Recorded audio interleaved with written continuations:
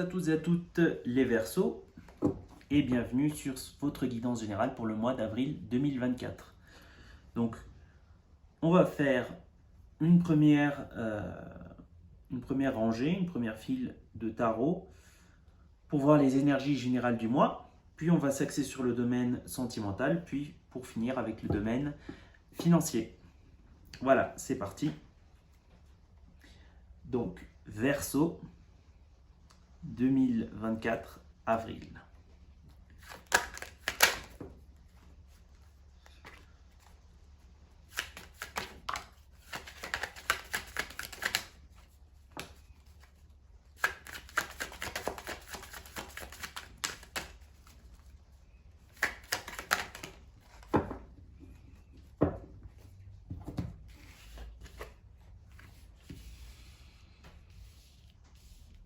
Alors, pour les Verseaux, alors, l'énergie au niveau de 2024, avril 2024. Moi, je vois qu'il y a vraiment cette envie de partager, de s'apaiser, de se réunir peut-être avec la famille, avec les amis, après une période plutôt sombre. Après une période plutôt sombre qu'on a eue, il y a vraiment besoin de se reconnecter avec les autres. Peut-être qu'on s'est trouvé très seul à des moments. Mais il y a eu vraiment une période très sombre. On a dû lutter beaucoup. On a eu beaucoup de problèmes. Ça peut être quelconque type de problème. Ça peut être des problèmes familiaux, personnels, avec des tiers. Ou ça peut simplement être des problèmes personnels. Il y a vraiment ce besoin de reconnecter. Il y a vraiment ce besoin de reconnecter avec la Terre, avec l'énergie de la Terre. Il y a vraiment ce besoin d'à nouveau pouvoir penser à sa vie, de pouvoir se reconstruire après une étape difficile. Il y a vraiment ce besoin de se purifier, de s'équilibrer. Et il y a aussi peut-être un besoin de voyager, de partir. Il y a peut-être un besoin d'essayer de changer d'air. Peut-être que pour certains aller dans la nature, peut-être que pour certains entreprendre un voyage. Il y a vraiment ce besoin d'essayer de se renouveler après vraiment des moments qui ont été très difficiles. Alors, on va voir au niveau du domaine sentimental. Alors, Verseau sentimental, avril 2024. Verseau sentimental, avril 2024. Verseau, s'il vous plaît. Verseau, wow. On va voir.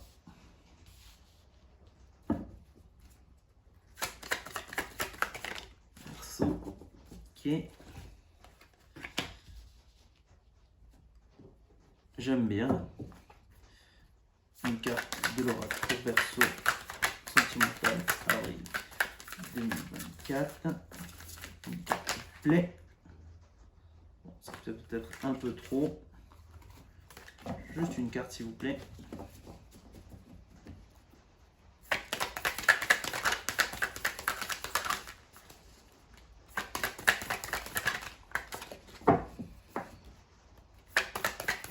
Verseau sentimental, avril. Bon, ça ne veut pas venir.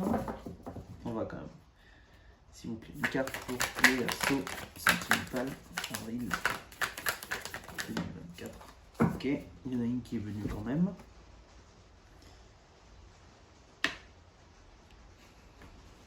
Alors,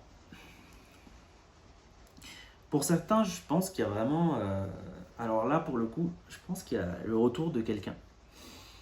Il y a peut-être le retour de quelqu'un vers vous. Un retour qui se fait de façon correcte.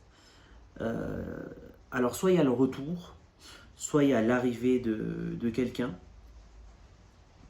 entre deux personnes. Effectivement, il y a un couple qui se réunit.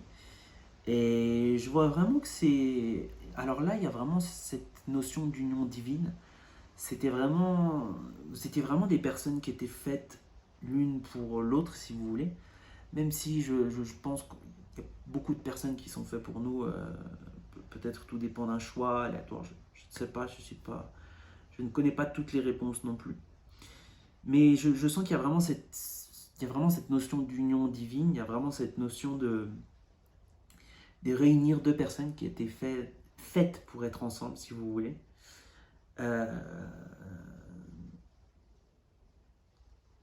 Et on nous dit, la chimère, les trésors cachés dans les ombres.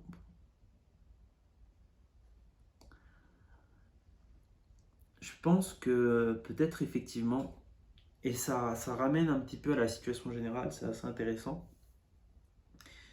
Il y avait vraiment beaucoup d'ombre, on était vraiment plongé dans l'ombre. C'était un peu comme si sans cette personne, vous n'aviez pas vraiment vécu votre vie. C'est un peu comme si vous avez attendu que la vie passe simplement. C'est un peu comme si le temps était passé de forme accélérée. Vous viviez vraiment sans vraiment grande conscience. Il y avait vraiment une grosse blessure sentimentale et beaucoup de peine. Et c'est un peu comme... Peut-être que maintenant que vous allez vous réunir avec cette personne, ou peut-être pour certains trouver cette personne, que ce soit dans la séparation ou que ce soit dans la solitude et le célibat, vous avez peut-être justement trouvé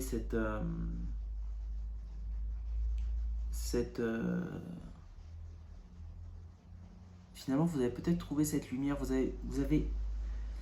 c'est comme si vous aviez besoin d'apprendre seul encore, vous aviez encore besoin d'apprendre seul. Et c'est pour ça que les choses n'arrivent pas pour rien. Voilà. Ça peut aussi s'appliquer à des couples. Ça peut très bien s'appliquer à des couples qui finalement se retrouvent, qui s'aiment, qui sont vraiment des personnes qui s'aiment, mais qui se retrouvent et qui étaient un petit peu plongés dans les ténèbres, dans le sombre, et qui ont dû beaucoup explorer, chercher beaucoup de ressources, mais finalement ils ont trouvé la lumière et vous en êtes ressorti grandi de ces étapes. Alors, on va voir maintenant au niveau du domaine financier. 3 cartes s'il vous plaît pour Verseau avril 2024, le domaine financier.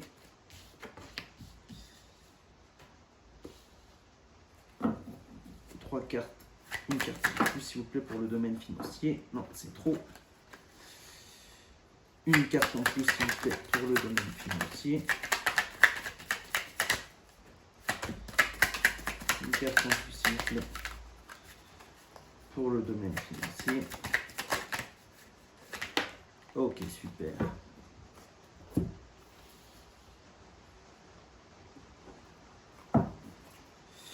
Une carte s'il vous plaît.